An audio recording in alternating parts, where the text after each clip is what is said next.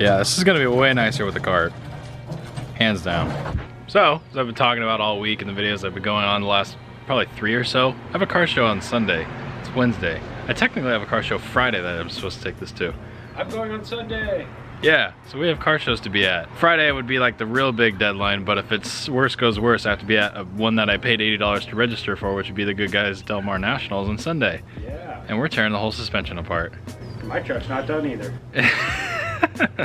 So you can see the trucks on the side of the house. I had this miraculous idea that I should lower this thing because it's been sitting really, really tall for the last 4 years I've owned it since high school, and I really, really hate the way it looks.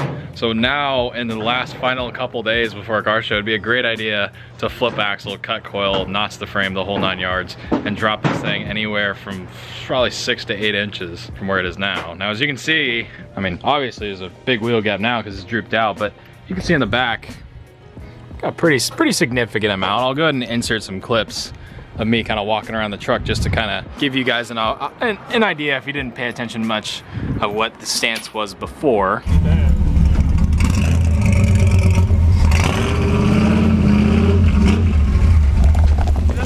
But basically now it's gonna be a heck of a lot lower. So I'll pretty much give you guys a basic rundown. The entire preference of this video is basically going to be how to slam your truck for almost free. So in a nutshell, on materials I've already spent, I'd probably spent in the neighborhood of, oh, I don't know, 30 bucks? Oh no, 60, because I bought leaf spring purchase, because like I said, we're flipping the axle, I need to re-weld them. So basically, in a nutshell, what you're gonna be doing is taking the coils out of the front, which we're working on right now. As you see, Sean's taking the front end off, and we're about to pull the coils out of it. And this is probably like a monumental video for a lot of people that are like, oh my God, you're finally doing this. I've been trying to get you to do this forever. And we're finally doing it. So as you can see in here, it's a really, really nasty, ugly coil. Basically, we're gonna take the shock out, shock holder, shock and the spring holder. It's just a little nut up top, somewhere up here. We're gonna take these out, pull the coil out. We're gonna cut a coil in half. Most likely, that's the one we're gonna go for. I've seen a lot of people do it, and that seems to be the best amount. So that's probably what we'll go with, which drops it 4 or 5 inches, probably in the front. The only downside, as you can imagine, you're gonna get camber, which I don't really care, because if it's a camber is an issue, what we'll end up doing is Franklin, who you know, he has that blue F250 pre-runner, which I'll go ahead and put a little bit of an image up if you haven't seen it already. He has bent beams on his truck, and he bent and plated them himself. Basically, we can heat them up at the original bend point, not at the end by the kingpin, all the way up by the actual mount on the frame. Heat them up, bend them in the opposite direction you would to raise and lift it. We'll bend them the opposite direction and go ahead and bend them, I believe it's like 2 degrees or so, and that'll get me back to a 0 camber. And so then the front end's lowered. That's pretty much just cut coils, and you don't have to bend beams depending on how low you're going. If you're cutting like half a coil off, nothing. Some people don't even touch the front end and they axle flip the rear and it still looks fine. But we'll probably, just for the show, we're just gonna leave it. Then probably in the next couple coming weeks, we'll take the beams out and bend them, which kind of is gonna suck, but it's not gonna cost us anything. It's just a torch and a press. So, and then for the rear end, we're gonna flip the axle, not necessarily physically flip it, but we're gonna flip the perches so it sits on top of the leaf springs instead of below them like it normally does. That alone brings it up, I believe, 4 inches. So it'll lower it 4 inches. And then I believe I'll go ahead and put a lowering block on top of that. So I'll lower it anywhere from 6 to 8 inches, something in that. So we're gonna notch the frame too. So I have a 5-inch pipe and 3/16 plate, and we're just gonna cut and put it all together. So I'm gonna show you guys how we're gonna do it. I've never done this before, but as with a lot of things, these are first time attempts, and hopefully they come out good. So I'm gonna try my best to get this all filmed, talking a lot in the beginning, but I'm gonna set the stage so you guys know what's going on. So we're gonna get right into this. Sean's already got most of the front end pulled apart, just this one clip. So this does not take a lot of time. We're gonna try to have this entire thing done in 2 days. We're starting it now just shy of 6 o'clock. We'll work all night, get everything ready to be welded tomorrow and put back together. So there's a lot of stuff we gotta do, but it should go by pretty quick. So we'll get right into this. Yeah, there you go. And we're out. That was easy. All right, let's put the wheel back on and slam it.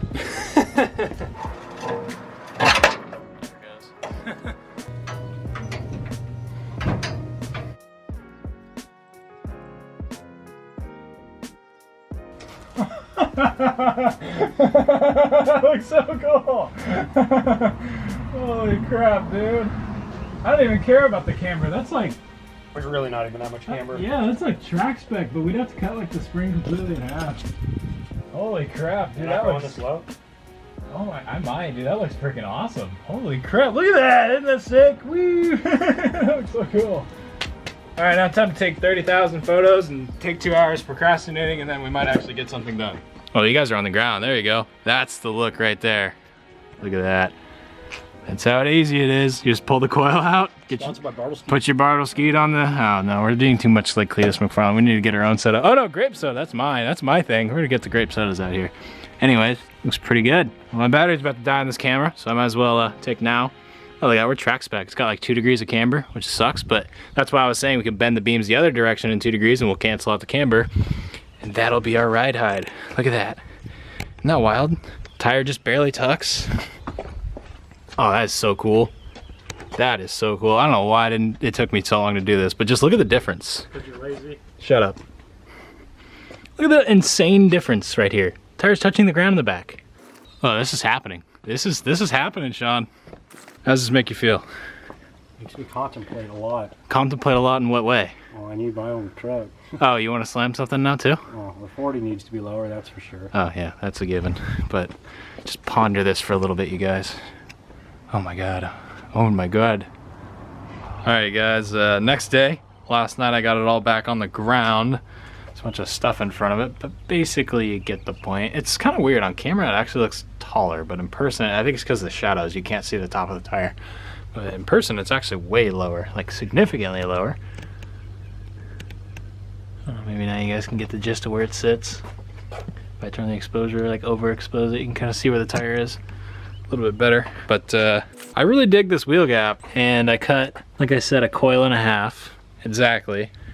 And the funny thing is, if you look, there's no way I would ever need to cut these coils or bend the beams. I mean, like there's maybe a half a degree of camber, maybe a degree, which is totally livable. And it still looks high because the back's stock. I haven't touched the back yet. So when the back comes down, the front's gonna come down with it. So I'm gonna leave this how it is right now and do the whole rear setup and then come back, and then if I wanna actually cut more. There aren't any shocks, so it'll be a little stiffer when I put shocks in it. It doesn't look all dysfunctional, having a ton of camber and just being completely slammed. Barely any camber at all, like barely. Maybe, like I said, a degree, or not even think 2. I mean, it's probably a solid 5-inch drop from where it was, which is kind of funny to me. But yeah, I'm gonna go ahead and throw it back up in the air, take the coils back out, and actually get some shocks in it and mount it up correctly. Finish the front end. That's literally how easy the front end was. Just cut the coils. I'm getting new shocks. You don't have to do that. So the front end is literally free. You don't have to spend any money to lower the front end of your truck. The back end is where it gets a little bit pricey, but by pricey I mean like $60 pricey. So we'll get into that and I'll show you guys what I'm doing in the back. All right, we're back up and all drooped out, as you can see. Totally drooped out.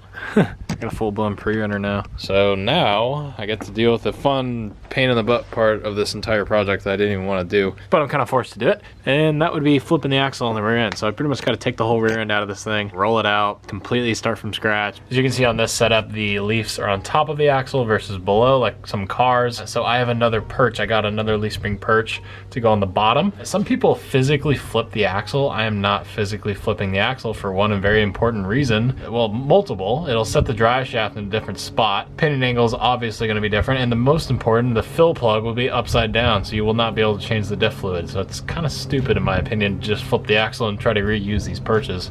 I got another set. I'm just gonna weld on the bottom, and I'll be able to set my pinion back to where it was. So what I'm ended up doing here is just undoing the leaf springs, pulling these out. As you can tell, the rear end looks a little bit like it's leaking, so we're probably gonna fix the gasket in it. And since I'm already gonna have to pull the third member out, this is a 350 open gear, and I have a 409 track lock, so I'm probably gonna put some 409s in it. This thing's gonna scoot pretty good, and it'll also have 2-tire fire finally.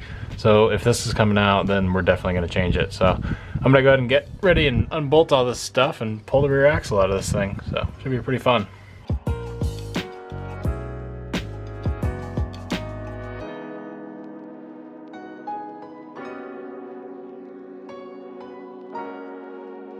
So to get the rear axle out, I gotta take this parking brake cable out back here.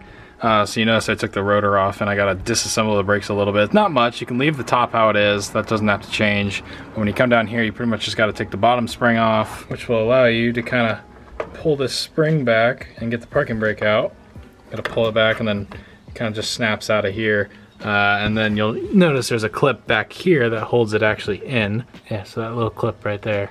So an easy way to get this clip out, you can hit this thing with a flathead screwdriver a million times, but it's the easiest way to get this thing out is just get your regular sized hose clamp, just like one you would put on a fuel line, and then a flathead screwdriver. And you don't want it all the way up against the end, otherwise it won't come out. And as you can see, once it's all tightened up, I can move it forward and backwards. And ultimately I can take it out. So once I get to here, I'll loosen it. Kind of wiggle it off, there we go. And our parking brake cable's out. Okay, so I put both drums back together. You can see the parking brakes just hanging. After you disconnect it, just put the bottom spring back on and just put the drum back on, not a big deal. And for the main brake line, split it right here, and as you can see, to cap it so it doesn't leak everywhere, you put a vacuum plug. Go to O'Reilly's and get a little vacuum plug kit for a carburetor. Take one of the smaller ones, slide it over, and just put a hose clamp on it. And as you can see, it's not leaking any, so it'll just sit there for right now. Now, all of our everything is disconnected. We have no brake lines. You have no parking brake lines or brake lines hooked up to this thing. I just gotta take the little clip off the top there. But this thing's ready to put the wheels back on, unbolt the leaf springs, and pull it out. So that's just what I'm gonna get right to.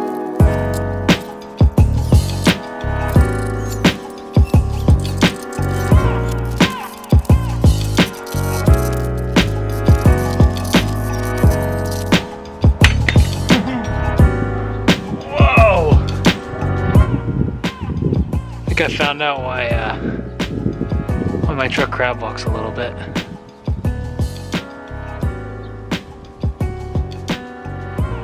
Look at the threads, they're just gone.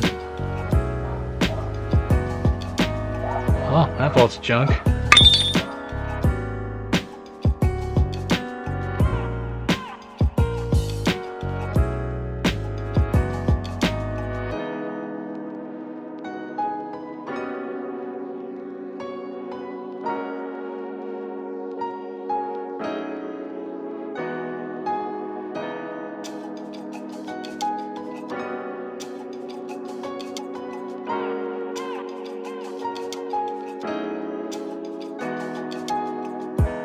All right, well, I won. I got it out by myself, which is kind of a pain in the butt, but got it out.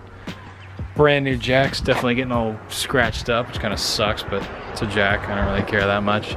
But yeah, we got a full floater rear end, which is pretty sweet. It's completely isolated.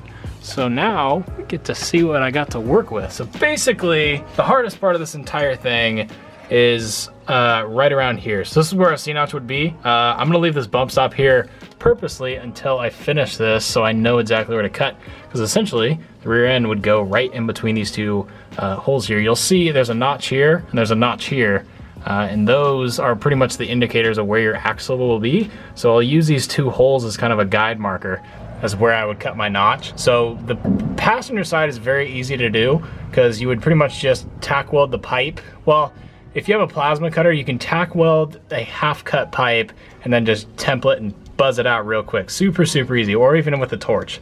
I don't have any of that crap because I'm poor and have a terrible tool game, so I have to do this with a grinder. So I'm gonna show you guys how to do it pretty much the most bare minimum way you'll ever do it. The other side, however, is quite a pain because if you look over there, you'll notice right where the C-notch is supposed to be, we have a brake line, the metal to soft line kind of mount right there. And then we also have a couple of wires and stuff going through there. The passenger frame rail is completely hollow. This one we kind of have to work with a little bit.